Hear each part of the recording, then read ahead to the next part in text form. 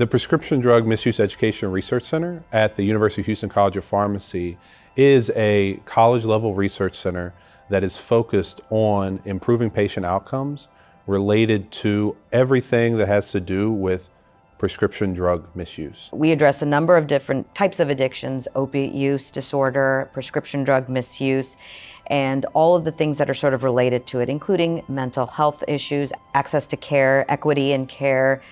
We collaborate with a number of different people, starting all the way from other academic institutions to other government-based entities.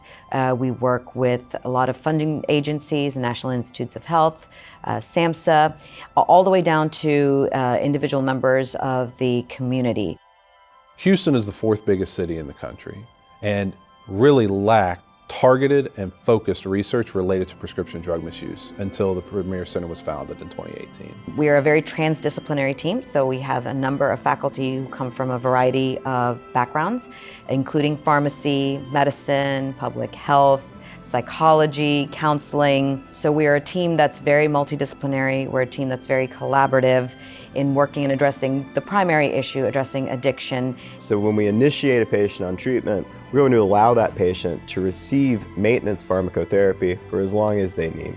Pharmacists, who are oftentimes reluctant to dispense medication for opioid use disorder, sort of want to know when that patient is going to be through with treatment as soon as they start. Opioid use disorder is not an acute disease state, it's a chronic disease state. And so communicating that between providers and pharmacists is an important part of making sure that access to treatment is maintained for the duration of that patient's care. The Premier Center is an excellent place to receive additional training. That training could come during your academic career as a pharmacist, it can come in your undergraduate programming, or it could come as a postdoctoral fellow. We've had tremendous success training all levels of individuals across the spectrum. We train people to be better researchers, to be better clinicians, and to be better patient advocates. We want to make sure that our members are there for their communities, whether those communities are out within the city of Houston, within Harris County, within our own campus here at the University of Houston. Lessons that we learn here can be applied across the state and across the country. Premier Center is fortunate to collaborate with a lot of different individuals, and I'll focus maybe on the education side.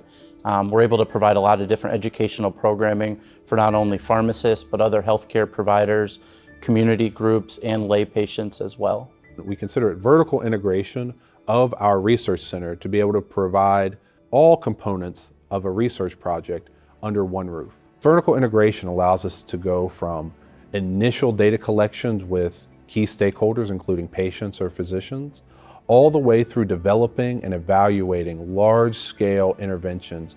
Our Educate Before You Medicate project provided community pharmacists with both an education toolkit and safe disposal options for prescription drugs in order to help these pharmacists provide safe and effective counseling for these medications and disposal options for patients. So not only did we provide the tools and the resources for our frontline colleagues that are in the community pharmacy in order to ensure good outcomes for their patients, but at the same time it also gave us good data on barriers and different issues that these pharmacists faced in helping take care of these patients, and that would help us inform our future education and research efforts as well.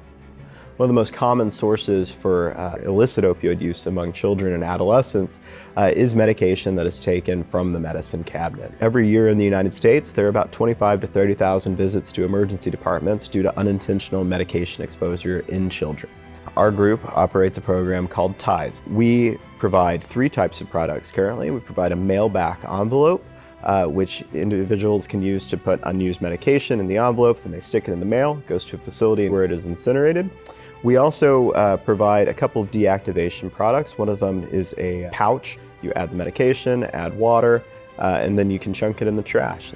And then we also offered packets, which are little small sugar packet sized things, get dumped into a prescription bottle, water is added, and again, renders that medication beyond retrieval. Since we started in 2018, we've expanded our network to include over 800 community partners across the state.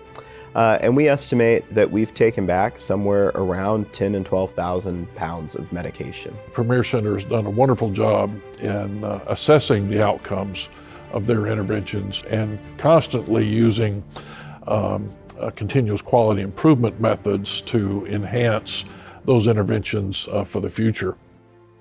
Prescription drug monitoring programs are a critical tool in understanding the way that controlled substances are used at the community level, in that they capture information on all patients, regardless of who is paying for their medication.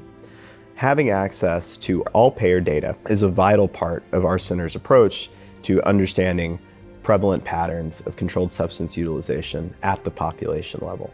We really want to be able to use this data to shape policy, to help lawmakers understand the potential impact of delayed access to treatment in the community setting, and to be able to not only identify areas of great need, but also to ensure that we are able to provide human capital and to expand the treatment and prevention workforce in a way that can serve this new need that's been created by the influx of fentanyl into the U.S. drug supply chain. Lives are lost every day.